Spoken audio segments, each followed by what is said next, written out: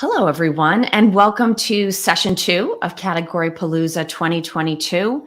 I'm Kelly Barner, Head of Content and Brand Partnerships here at Art of Procurement, and I'm glad to welcome you to this session, which is Procurement for All Seasons, engaging in the Joust, facing up to suppliers in inflationary conditions. And to cover this topic and maybe bring in a few real-life stories as well, I'm joined by Robert Schreiner. He is the Vice President of Security and Guard Services at Fine-Tune. So, hi, Bob. How are you doing today? Doing well, Kelly. Thank you for having me. So, one of the things that we talked a little bit about in the last session, which was focused on straight market intel, is how everyone is responding to the news and information that we're hearing about inflation, potential recession, costs going up. And my general sense from having been in procurement for a while is that while some suppliers and supply chains are absolutely responding to pressure from the economy, there may be some opportunistic things going on as well. Am I right that maybe there are some suppliers saying, hey, this is an opportunity to grab a little bit of extra margin? Is there the possibility that that's happening?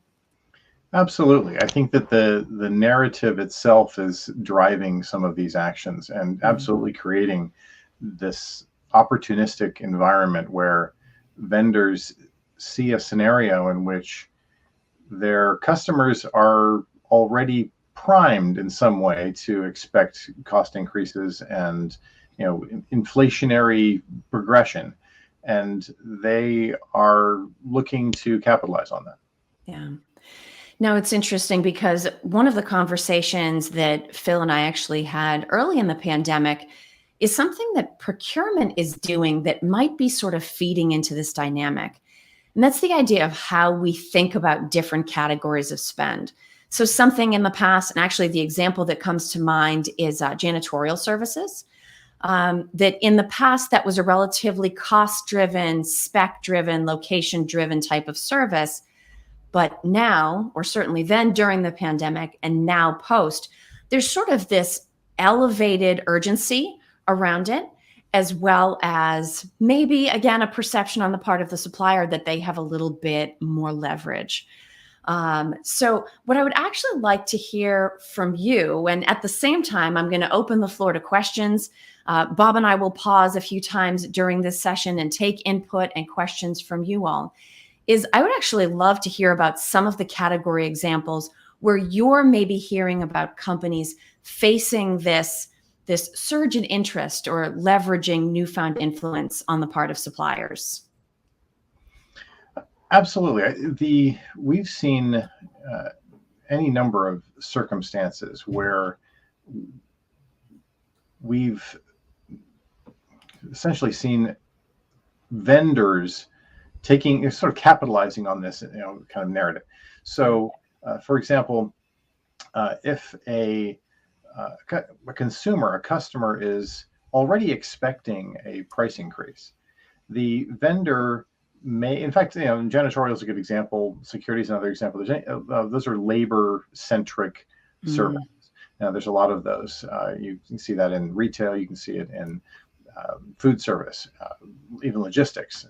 And you're talking about things that are wage driven to begin with. And so you have a large workforce. There's a lot of wage competition in the marketplace right now. There's some labor shortages. And so the customers already know this. They're probably suffering those same things themselves. Yeah. But their vendors will take that to the next level. So one of the things we've seen is in not only new sales, but also renewing existing contracts as a contract cycle comes up, that part of the discussion will be around the necessity to ensure that the wages are competitive, whether it's in the janitorial space or security or wherever it might be. And so that's part of the conversation. And often the vendors will use that to lead the conversation. And they'll say something like, well, we're having trouble hiring people at the existing wages under our current contract agreement. We need to bump those up so that we can be market competitive, so we're not losing people. We're being able to retain them. We're able to hire good talent, etc. And that's a reasonable conversation starter. That's fine. It's that in of itself, you certainly want to retain good people. You certainly want to make sure that those personnel are adequately compensated, and you don't want to have some sort of bleed off with people who are leaving to go to higher paying jobs elsewhere. The problem is that when the customers get that proposal, either for the new sale or the new renewal, is that you have that additional wage level factored in, but you have some margin grabbing on top of that. So where your previous agreement might have had a fixed percent of whatever it might be, 35% margin above that wage, the new proposal for some reason has 46% on there. And in many cases, depending on how vigilant the customer is, they may not even necessarily notice it, or just assume that that's part of this inflationary progression that's going on everywhere. And the key is to challenge it, is to be, first of all, be aware of it, but also then to actually challenge it. So we've certainly seen examples of that. We saw an example with one of our clients in this is last year, when again, at the end of it's kind of mid-contract cycle. This is a vendor that had bid the job at a certain wage level, and then came back, mid-contract. So this was not even at the end of the contract, and said, we're having trouble staffing at these wages. The wage circumstances changed. We really need to bump up the wages so we don't lose all these people.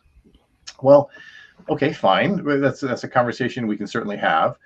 But what does that entail? And so when that vendor then proposed raising the wages, they wanted to raise those wages by about 50% from what they were.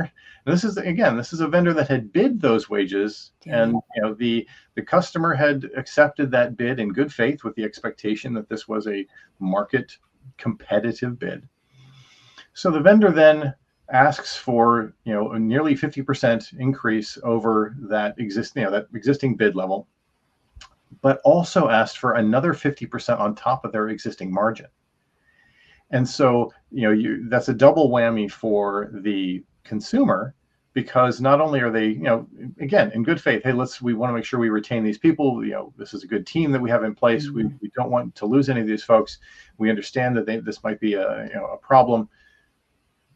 So that's when we were looking at it and thinking, well, wait a minute, everything else in this equation hasn't changed. You're still, they're still wearing the same uniforms. You're still operating out of the same field offices. You're still doing everything else that you're doing. Why would this scenario merit an additional 50% higher in your markup above those higher wages?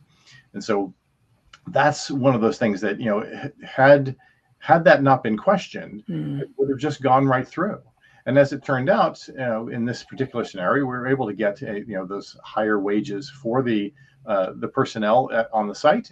They were able to retain those people, but the vendor wasn't able to get any additional markup on top of it. They had to retain their existing markup.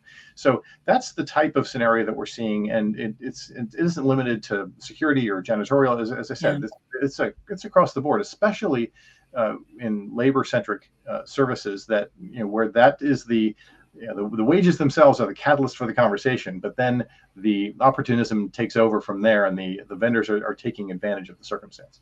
Yeah. And actually, it's interesting. So 2 follow-up questions that I wanted to ask you about that.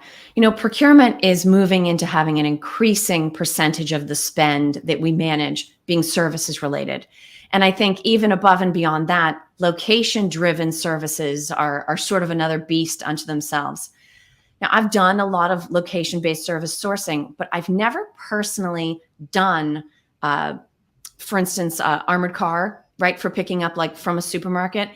And given that it's where your specialization is, I'm curious to know, when you compare something like security guard services or armored car pickup services to janitorial, facilities maintenance, grease trap cleaning, I guess I'm thinking of supermarket related services, is there an added emotional elevation from procurement's perspective simply because of what's at stake? You can spec out a service, you can spec out service timing and service levels and all of those things. But is baked into the system sort of a perception on our part that something like security guard services should be given a little bit more leeway just because we sort of associate there being, oh, they're moving money or they're keeping people safe. Is that a very real part of that category?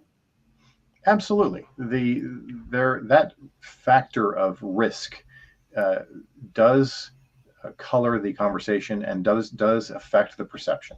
And so, and that's when you get back to the source of why the consumer has hired the vendor in the first place Mhm. in the security space, whether it's cash handling or whether it's physical security, electronic security, there's an actual risk they're attempting to mitigate. They've got people and property and intellectual property and materials that they have to protect. They have supply chains they have to protect. There are legitimate risks to their business, and that's why they hire these companies in the first place. Yeah. And so you're absolutely right that when you're in this, assessment and as part of the negotiation, it's entirely possible to tend to want to give a pass to the vendor a little bit because, okay, wait a minute, we don't want to put ourselves at any greater risk if we, and we've seen any number of times where the consumers themselves have been reluctant to challenge or confront their security vendors in any number of the areas within that security spectrum, because they're concerned that by doing so they may in fact either kind of rupture their relationship with this vendor and thereby put themselves at greater risk, perhaps that they're going to be less likely to staff the site or be as reliable or whatever it might be. And so it is a very real component, which is unfortunate because it's essentially whether it's by design or by circumstance, it's essentially the vendor sort of holding that consumer hostage over this kind of potential risk that may be kind of hanging out there. Yeah. When in reality, it's that vendor's obligation under their contractual arrangement to provide those services, irrespective of the negotiations that underpin that in the financial circumstance.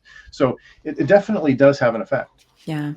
Now, the other phrase that you used that I love, so I'm voting to everybody in the AOP team, we should steal this, is you talked about what's the catalyst for the conversation. And so in your case, it was talking about the mid-contract proposal to increase rates because of macroeconomic pressures. And so I think the sort of traditional procurement approach to that would be to say, okay, I'm going to come to this meeting prepared to ask my suppliers questions about why does this need to happen? And why does it need to be this much? And why didn't you factor this into your proposal? But I can't also help but wonder if it isn't an opportunity to counter negotiate in another way, maybe to suggest to the supplier, okay, I hear what you're saying about the economy, but I'm going to raise you a service level. Or if you're looking to open up negotiations, well, maybe I want to open up negotiations about something else. Do we have an opportunity to actually turn that conversation into an opportunity for greater value, not just increased understanding? Certainly. It shouldn't be a one-sided equation.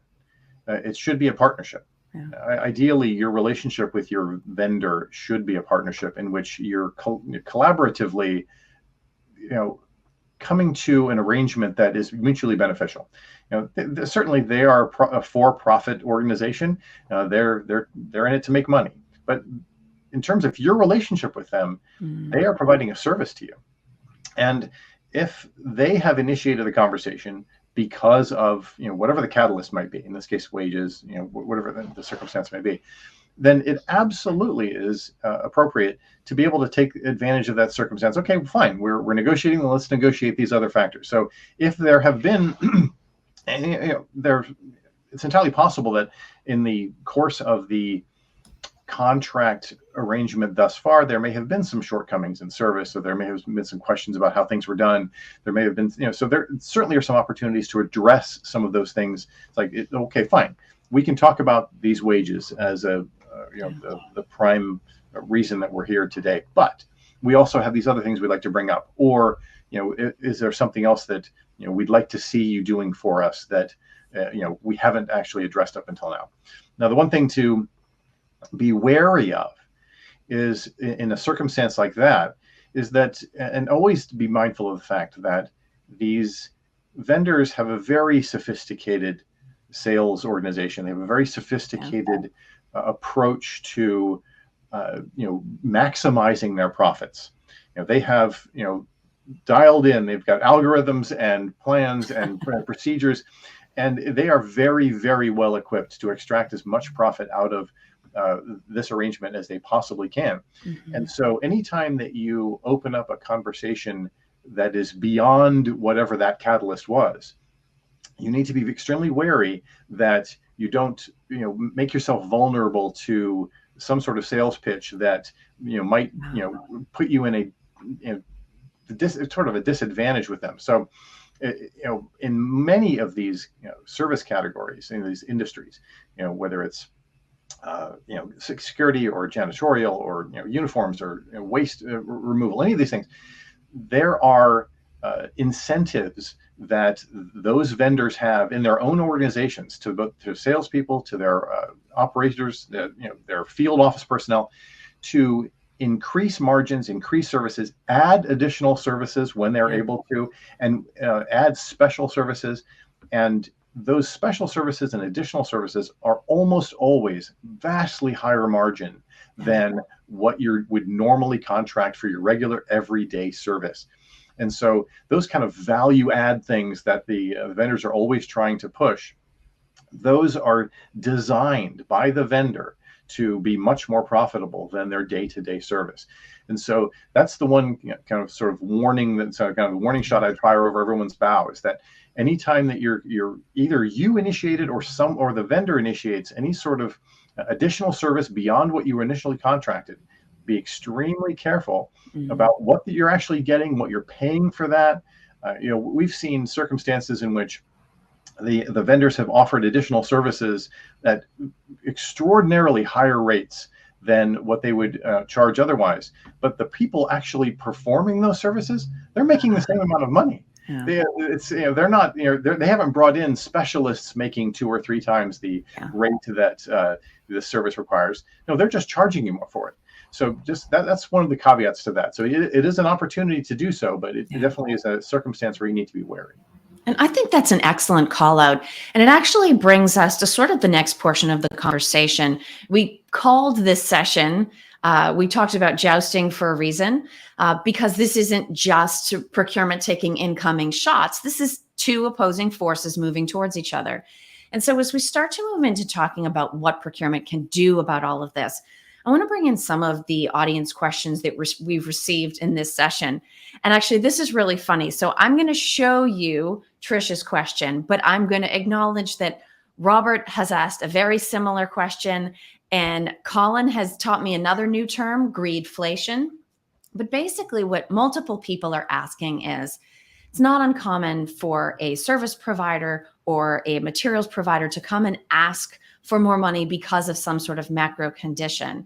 And we can say, yes, we know, we read the newspapers, we know that inflation is real. But figuring out how much is the right amount, that's the challenge. So Robert is asking about the possibility of using third-party marketplaces to validate. Trisha is actually speaking exactly to what you just said. Rates are going up, but pay is not necessarily increasing for the people actually performing the labor. And Christopher is wondering how closely the rate of labor increase should mirror the changes or the rate in inflation that we're seeing. What advice would you give about how procurement handles these requests for increases?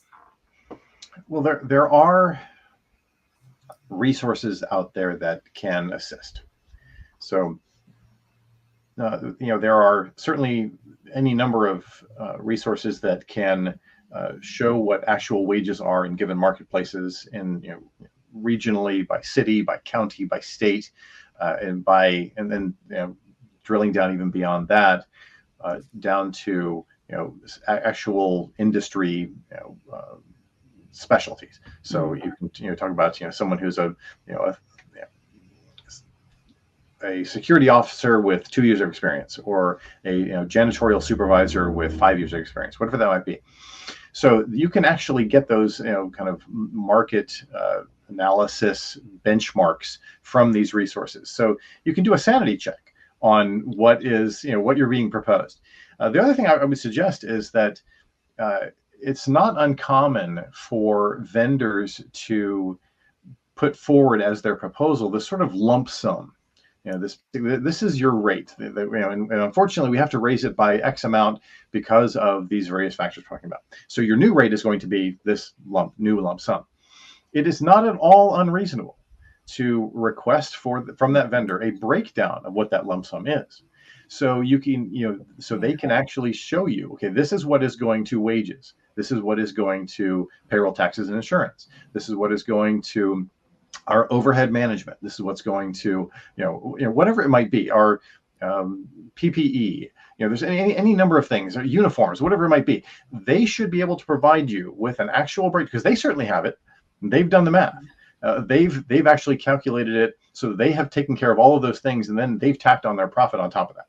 So they have those actual breakdowns themselves, and it is not unreasonable to ask for those as part of your process, to say, okay, fine, we see what you've provided. We'd like to see what's, let's pull the curtain back on those, and let's see what's behind it.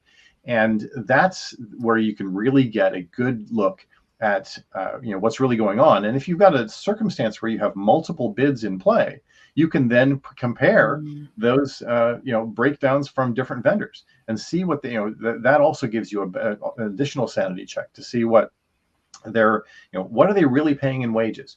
What are they really paying in for their healthcare, for example? And so there are ways to do that. The other way to manage it a little bit is that in some of these scenarios, especially with service-based, labor-based services, the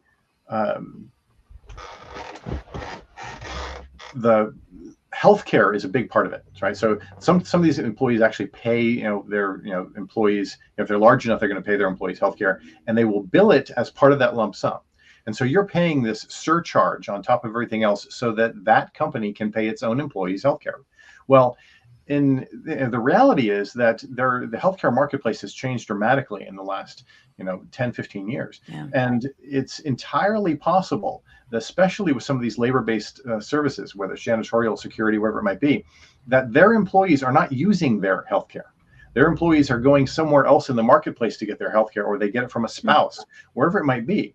But the vendors will often charge the consumers as if everybody on the payroll is getting that healthcare plan, and you are getting a surcharge on every single hour that's billed for every single employee.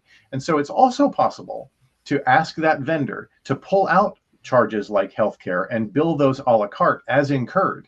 And so you can have a reduced margin on your regular bill rate, and then only get billed for those employees who actually are, in fact, taking their healthcare plan. And you then have a much better view. And again, if you're using multiple bids, you can compare what those costs are from one vendor to another to cover their healthcare costs. Yeah.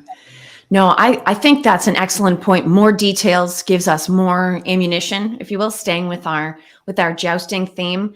The last question that I want to bring in from the audience here, I think this is an excellent point from Christopher.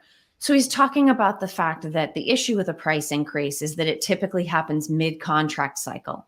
So if procurement tries to go back out to the market, first of all, there's the issue of having the time to pull that together on short notice when it wasn't planned for. But the fact of the matter is, the other providers know they didn't get the contract, and they know we're attempting to recover from something mid-cycle. That gives them a piece of information that becomes leverage for them in the joust.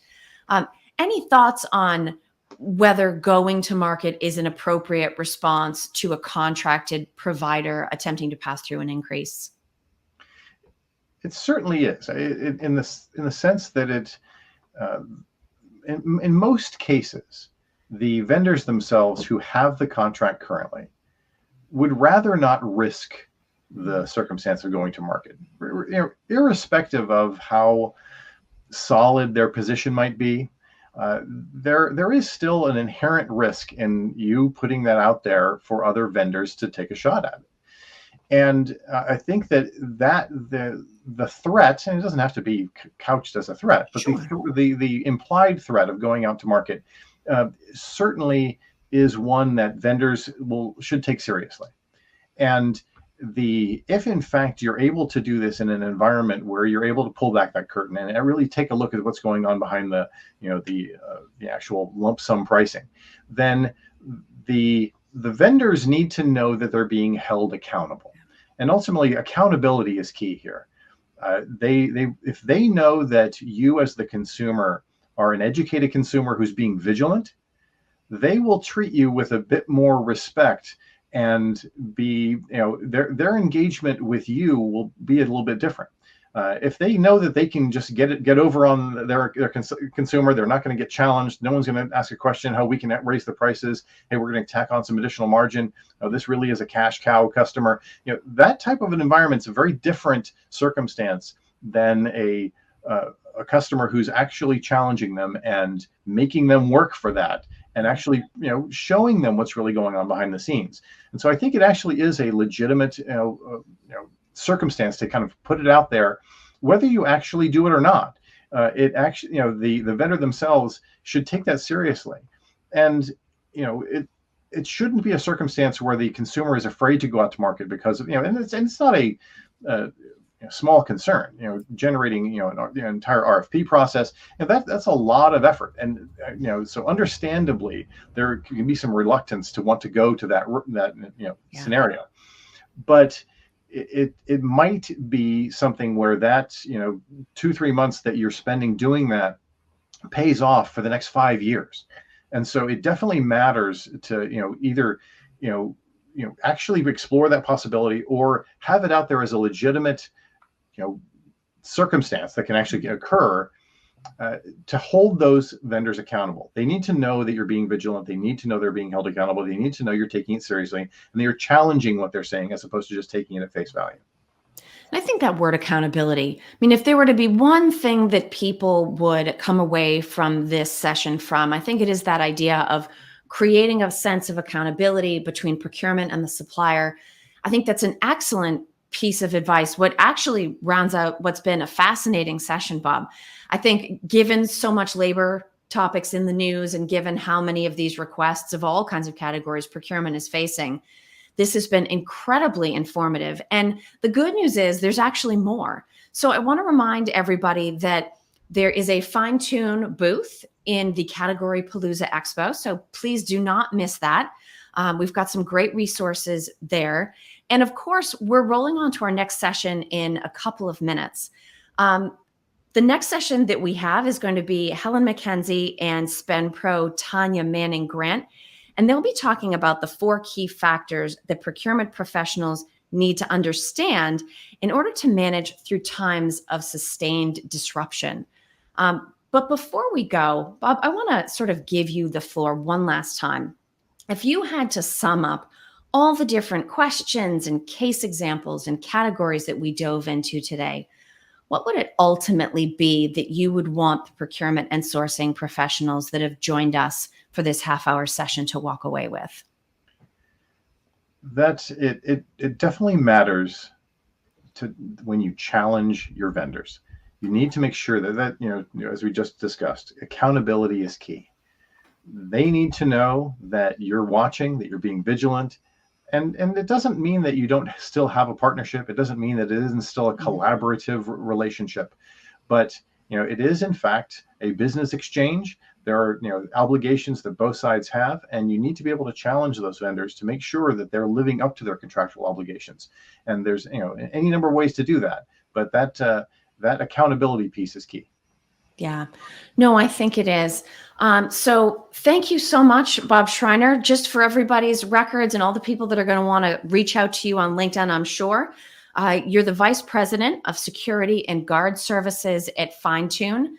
Thank you so much for joining me, for sharing your expertise across some really interesting categories and ones that are certainly being affected by the macro environment we find ourselves in. Thank you to everybody who submitted questions. There were so many. We didn't get to quite all of them, but I think the ones that we had a chance to get to were excellent. We always, the Art of Procurement audience always brings it when they come to these sessions. So thank you so much for being with us for this session. Give us a couple of minutes and we will be starting the next session right up, Driving Supply Chain Value in Disrupted Times.